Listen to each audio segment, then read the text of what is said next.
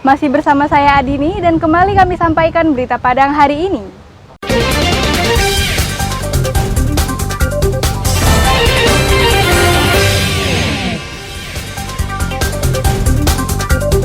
Universitas Negeri Padang siapkan peraturan syarat kelulusan selain membuat skripsi. Harga cabai tidak stabil, sempat turun, kembali naik sepekan terakhir.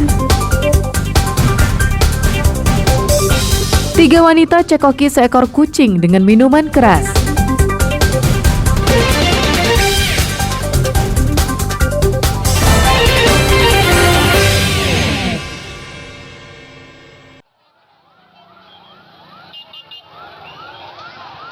Tujuh petak toko yang berada di lokasi padat permukiman di Bundaran Simpang 4, Pasaman Barat, Minggu malam hangus terbakar. Api pertama kali terlihat dari salah satu toko yang berjejer di pinggir jalan raya tersebut. Karena hembusan angin yang kencang, ditambah bangunan yang terbuat semi permanen, menyebabkan api cepat menjalar ke 5 petak toko di sebelahnya. Banyaknya material yang mudah terbakar menjadi penyebab api cepat membesar dan menghanguskan bangunan yang terbakar. Toko yang terbakar itu menjual bermacam bahan, seperti toko obat, toko plastik, toko barang harian, toko bahan kue, dan toko kertas dan alat tulis. Petugas Dinas Pemadam Kebakaran dan polisi berjibaku memadamkan api. 4 mobil pemadam kebakaran dan sebuah mobil water cannon Polres Pasaman Barat baru berhasil menjinakkan si jago merah 3 jam kemudian. Ya, karena dilihat dari TKP-nya, karena memang bangunannya juga semi permanen dan juga berdekatan dan berhimpitan, sehingga kondisi dan kondisi bangunan maupun kondisi cuaca mengakibatkan api menjalar dengan cepat. Penyebabnya sudah diketahui, Pak? Kalau penyebabnya besok pagi akan kita lakukan olah TKP untuk penyebab kebakaran dan kerugian material, besok akan kita sampaikan. Beruntung dalam kejadian ini tidak ada korban jiwa, sementara penyebab kebakaran masih belum diketahui. Demikian juga dengan kerugian materi masih dihitung. Kebakaran ini merupakan kebakaran terbesar yang terjadi di Pasaman Barat dalam 10 tahun terakhir. Safaatul Ulum melaporkan dari Pasaman Barat.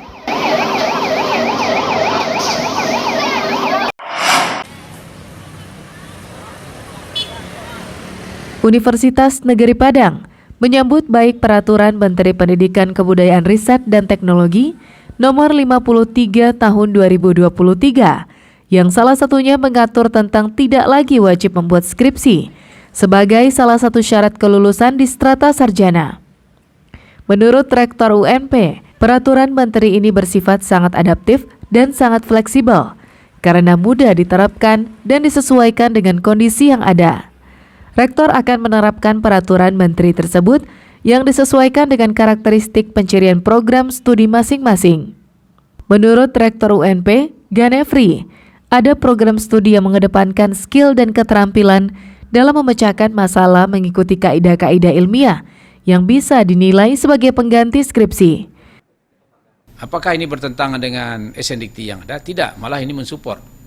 Artinya, dengan adanya keleluasaan yang saat ini diberikan oleh Kementerian untuk UNP bisa merumuskan standar perguruan tingginya, ya, termasuk juga tidak wajib skripsi misalnya, ya, saya kira ini juga sudah langkah cerdas, ya.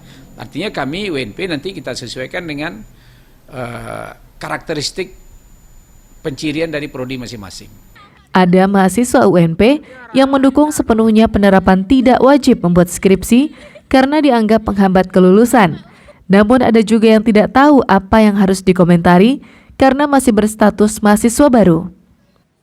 Saya setuju karena banyak dari mahasiswa yang kita lihat tahun-tahun sebelumnya saat bikin skripsi itu banyak perbaikan dan menunda perkuliahan juga, menunda wisuda begitu.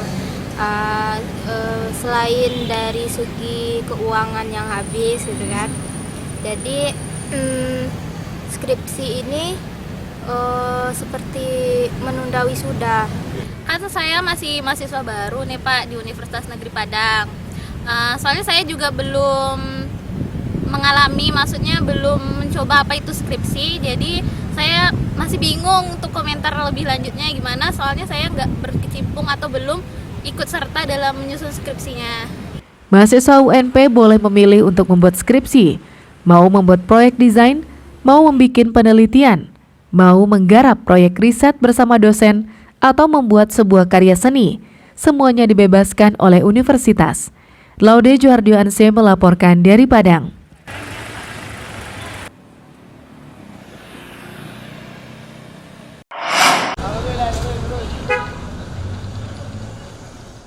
Selama sepekan terakhir ini, terjadi perbedaan harga cabai yang menonjol di Pasar Raya Padang dengan di Pasar Satelit. Di Pasar Raya Padang, saat ini harga cabai keriting Rp46.000 per kilogram. Sedangkan di Pasar Satelit Rp58.000 per kilogram. Selisihnya mencapai Rp10.000. Sedangkan untuk cabai masak yang sudah digiling lengkap dengan bawang dan tomat, dijual dengan harga Rp80.000 per kilogram. Selain cabai merah, cabai hijau juga mengalami kenaikan lebih dari 30%. Saat ini dijual Rp40.000 per kilogram. Sebelumnya cabai hijau dijual di bawah Rp30.000 per kilogram. Bawang putih saat ini dijual Rp35.000 per kilogram. Dari sebelumnya Rp45.000 per kilogram. Harga bawang merah juga turun menjadi Rp20.000 per kilogram. Sebelumnya dijual dengan harga Rp35.000 per kilogram. Menurut salah seorang pedagang di Pasar Raya Padang, harga cabai naik terjadi pertengahan Agustus lalu. Sempat turun sebentar, namun sejak 1 pekan terakhir terjadi kenaikan yang cukup signifikan. Kalau saat ini kami selaku pedagang incerannya 48. Kalau sebelumnya dari tanggal 13 itu cabai 28.000.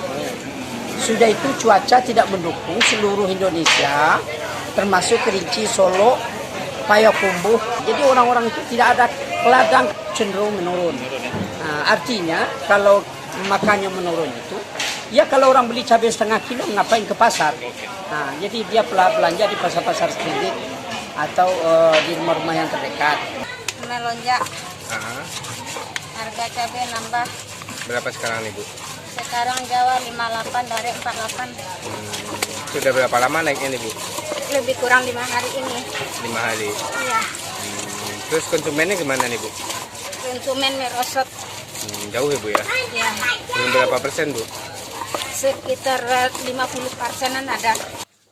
Menurut pedagang, harga ini masih akan gonjang-ganjing hingga beberapa bulan ke depan. Sebab pasokan yang sedikit, ditambah belum masuknya musim panen, menjadi pemicu mahalnya harga cabai.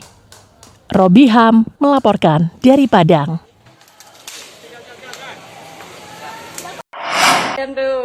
Cepatlah.